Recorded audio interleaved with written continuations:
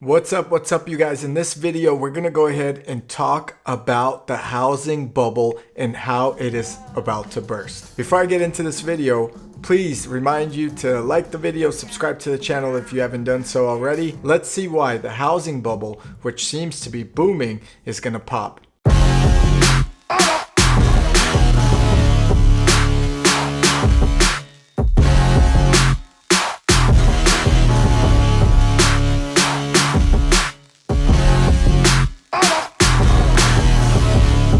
Okay, so according to CNBC, there are more houses on the market than before. And because of that, the prices are falling on each house that's listed. Supply of housing has gone up. New listings have jumped by about 8%. And overall, the average home buyer is paying about 38% more than they were paying a year ago. And in response to that, about 12% of homes had price drops, which is higher than the year before, which was 9%. And these price drops are happening faster and faster every month. Now, the total listing of houses is down 13% than they were a year ago. But with the way things are speeding up, they are on track to have more housing on the market than the year before. Now, we've all seen this. The real estate market has gotten crazy. In fact, the properties that I personally own have all appreciated in numbers that I never thought would happen or expected. I've had homes that have appreciated from $800,000 to well over $2 million on some of these properties. And then another property that I purchased for about 1.4 million now is over 2.5 million, all in the course of several years. Now, that is in the Bay Area, and it's the incredible market in the Bay Area that's pushing that. Markets in other areas, such as Florida, are also doing really well, with some buyers reporting double or triple on the sale amounts just in the past 2 years alone. But we must understand economics. The more supply in the market with homes, the price has to go down because it's a supply and demand curve. So as more homes come onto the market and as other factors play into it, obviously people are going to have to drop their prices on their homes to sell them or be more competitive. There's just too many choices. Also, keep in mind, there is the big elephant in the room, and that is the rising interest rates. Rising interest rates have sellers lowering their prices of the homes because they are just not as affordable anymore. The price of homes is still higher than pretty much we've ever seen. However, the interest rate combined with the higher priced homes is causing sellers to reconsider their asking price and at some points actually lowering their prices for sale, allowing buyers to qualify for a loan, which they would have qualified easier just 6 months to a year ago when the interest rates were at historic lows. So for most buyers, inflation and higher interest rates really pushes them outside of that category to be able to afford a home. And they're also competing with a lot of individuals that have international money or are in the international space investing or parking their money in homes here. Now, the biggest market that has the biggest increase of all real estate properties is in Canada. Now, despite Canada trying to cool the market, blocking foreign investors from being able to purchase properties in their country, raising interest rates, and really trying to get a control or grasp on how booming Canada's real estate market has become, they are still expecting a 15% home increase prices in Canada this year, which is incredible. However, there are signs of a slowing market in Canada as well. Now, while March in Canada saw fewer overall sales, the Canadian market is still up 11.2% year over year in terms of profit. That is a great return on your investment of getting 11.2% guaranteed in a tangible asset, which is your home. So Canada has seen one of the biggest booms, which we've seen here in the Bay Area, which is really just foreign investment coming in and buying up pretty much everything, having that investment appreciated, oftentimes making cash offers to beat out any residents that live in their Canada or people that were born or residents of Canada.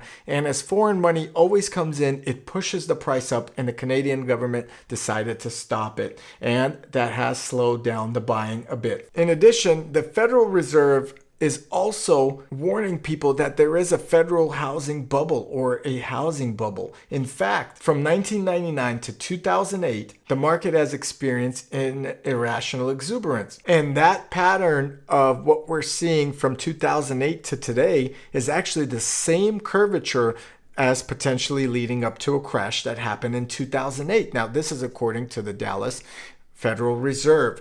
It is overly exaggerated or potentially on the safe side, but looking at this chart, you can see that the chart mimics basically what happened from 99 to 2008 to a potential curve today. We just haven't seen the fall yet. Now, don't worry too much in terms of what will happen because the banks are a little bit more frugal with lending their money. They're not giving out the money as they have done in 2008, which led to one of the biggest collapses in real estate in the United States. And everyone and anyone could get a loan by just a simple income statement, which did not even have to be verified. That's what kind of led to that market and collapse. On top of that, there were a lot of adjustable loans that were issued that people could not afford to pay for, forcing a lot more foreclosures. In today's society, foreclosures are generally down overall, even though we had the forbearance period and people have still not been able to catch up to their payments.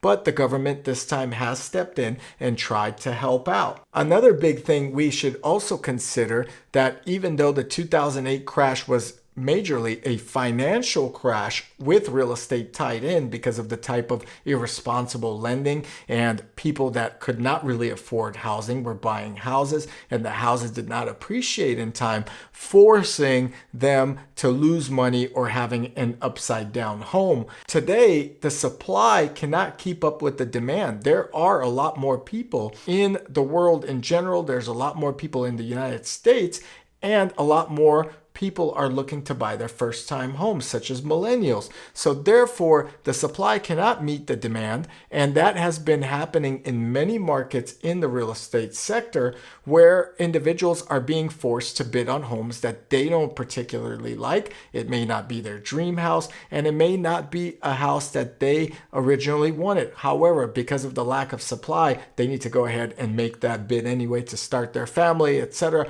or even to invest. And unlike 2008, we have more responsible borrowers, as I mentioned earlier. Not everyone could get a loan, so lenders are only giving out loans to very good credit history customers. Now, you could check out my credit history videos. There's a credit repair video, how to increase your credit limits, etc. So I've done quite a few on that topic. However, credit is one of the most important things in America and in your way to building wealth. So you have to account that the banks are only lending to the top qualified applicants with credit scores of 760, maybe 740 and above. 740 has become a threshold line, and typically they want to see now 760, 770, 780 even in some cases to really give you an opportunity to get that big jumbo loan, a loan that could be incredibly large. Now remember, when the bank is loaning you, they're not giving you a loan. They're basically assuring that you're going to pay them back on the property. They're going into agreement with you and they're taxing your income, or they're taking a chunk of your income knowing that you're responsible with your income and you're going to pay them back. They don't care about the house. That's just collateral for them to take when you can't make the payment. So they are giving you a loan based on not only the value of the house, but how much money you make every month. Another factor to consider is if we have a declining economy. The economy has been up ever since the stimulus money was issued, the trillions of dollars that were printed, and the economy has been booming. In fact, the labor force has not fully resumed because less people wanted to work. So we have to also consider the economy as a factor. If the economy goes down, obviously the housing market will go down. The only thing that could potentially keep it up is the supply. So the real estate bubble is ballooning, and there are just so many factors making it potentially pop. Now, with all of that said, the housing market is still supposed to be going up. Personally, and a lot of people predicting the housing market will go up are saying that it's going to go up year over year by nearly 6% according to CoreLogic, which is really good. Now, it's not the 15% or the 11.2% we've seen in Canada. This is generally in the United States. Keep in mind that we may actually see the housing market in certain sectors or certain areas go up much higher. For example, the Bay Area, Florida, Texas, and certain areas where you're seeing a mass migration. So those housing markets are going to boom, and they are going to boom big time and continue to boom because of maybe lack of availability of housing, better job availability, better pay per job, such as Silicon Valley, and just more and more millennials trying to park their money into solid, tangible investments. Personally, I think the housing market will go up in the most prime areas. And when I say prime areas, I talk about the Bay Area. I also talk about in-demand areas. So if you live in one of these states that has seen a drastic boom and you know there's a shortage where they cannot build more housing, then you're going to see a boom. For example, in San Francisco, we've seen a big boom of condominium buildings, and therefore my property in San Francisco has not appreciated as much. And the reason is because they keep building brand new buildings with more and more and more units where my rent values are dropping and the property value is dropping as well. Even though I have a very nice property over there with a gigantic patio that overlooks the city, the prices are still going down because of the fact that more and more condominiums are being built. Now, they're not building more and more houses. In fact, California had an initiative that will allow you to split your existing single family lot into 2 lots and park 2 units on each lot. So you could actually buy a home in California, tear it down, and build a 4-unit complex right there, and the city or local town cannot do anything about it. That's their means of building more housing. However, in metropolitan areas, if they could build more condominiums, that means your value of your condominium potentially will fall as it gets dated. And I've seen that happen personally. In areas where there's residential homes and single family homes, where there is no opportunity or land to continue building on, you're going to see a big influx of prices, and the housing bubble will not affect you. Anyway, I hope you enjoyed this video. If you did, please give us a like, subscribe to the channel. Let me know if you own property, and if it appreciated, comment below. I'll respond. Appreciate you guys watching, and thank you for your time as always.